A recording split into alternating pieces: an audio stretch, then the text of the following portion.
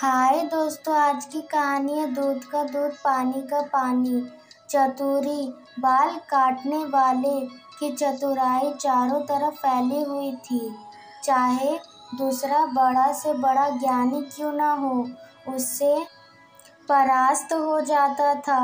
वह किसी कंप्यूटर से तेज नहीं था।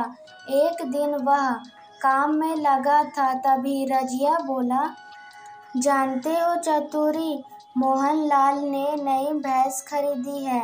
जब से वह भैंस खरीदा है, उसके तेवर ही बदल गए हैं। एक तो दूध में पानी मिलाता है और ज़्यादा दाम में बेचता है। फिर सुखिया काका ने कहा, अरे भाई, भैंस भी तो महंगी है, इसकी देखरेख करना बहुत कठिन है, उसका खान पान भी तो होता है, फिर दूध तो महंगी होगी ही।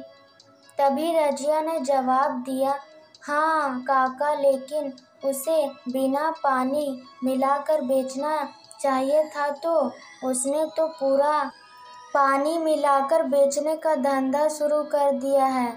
फिर उधर से एक आदमी ने कहा, हाँ यह बात भी ठीक है। और उसने कहा, अब इससे अच्छा तू ही सबक सिखा सकता है। क्यों भाई चतुरी, क्या बोलते हो? अगर चतुरी मोहनलाल को हरा दे तो मैं उसे 1 किलो का लड्डू खिलाऊंगा। अब तक चतुरी चुपचाप सुन रहा था। दोनों ने, सुखिया काका और रजिया, दोनों उतावले थे कि चतुरी और मोहनलाल के बीच होने वाले मुकाबले के लिए कौन जीतेगा।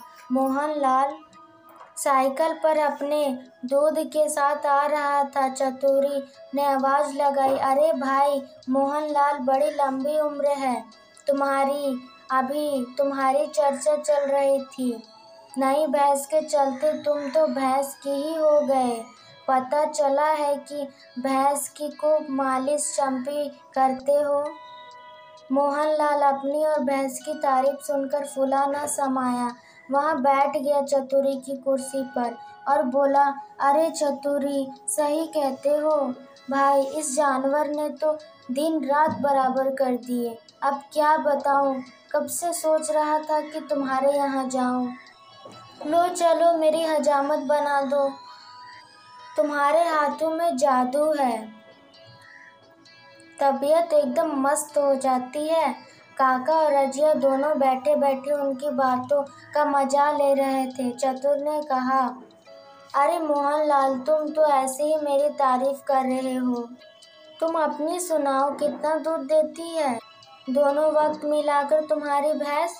फिर मोहनलाल ने कहा, दूध तो दोनों वक्त मिलाकर अभी 30 लीटर दे देती है। चतुरी ने कहा, क्या भाव चल रहा है तुम्हारे दूध का? फिर मोहनलाल ने कहा, दूध का भाव तो 50 रुपये लीटर है। 5 लीटर तो मुखिया ही ले जाता है, 5 लीटर पहलवान ले जाता है और 10 हलवाई ले जाता है, 2 पांडे जी के घर जाता, बाकी 8 लीटर गांव के सामने दुकानदार ले जाता है। दूसरे वक्त का भी यही हिसाब है। क्या करूं, सबका ध्यान रखना पड़ता है। बस भगवान की कृपा से चल रही है दाल रोटी। वह बातों में ही अपनी सारी पोल खोल देता है। लेकिन चतुरी ने कहा, हाँ भाई मोहनलाल, सब उसी के भरोसे ही तो है। चतुरी हजामत बना चुका था, अब चंपी कर रहा था। बाद में चतुरी बोला, चलो भाई मोहनलाल, मेहनताना लाओ। अब मैंने भी हजामत के 50 रुपये कर दिए हैं। तब मोहनलाल ने कहा, क्या 50 रुपये कुछ ज़्यादा नहीं हो गए? और हजामत भी कैसी बनाई है? आज चंपी भी ठीक ठाक नहीं की है, यह तो सरासर बेईमानी है। चतुरी बोला, मोहनलाल भाई, जब तुम्हारी भैंस दोनों वक्त को मिलाकर 30 लीटर दूध देती और तुम एक ही वक्त में 30 लीटर बेच लेते हो, क्या यह बेईमानी नहीं है? और इसके बाद भी तुम मुझे दूध देने को तैयार हो। सीधा मतलब है, आधा दूध रहता है और आधा पानी, फर्क बस इतना ही है। तुम बातों ही बातों अपनी ही खोल बैठे। मोहनलाल को अपनी गलती माननी पड़ी। वह पैसे देकर चुपचाप वहाँ से चला गया। तब सूखिया काका ने कहा, मान गए तुम्हारी चतुराई को। इसे कहते हैं दूध का दूध पानी का पानी। इसी तरह अमेजिंग स्टोरीज के लिए हमारे चैनल को लाइक, सब्सक्राइब और शेयर जरूर करें और इस कहानी के बारे में ज़रूर कमेंट करके बताएं।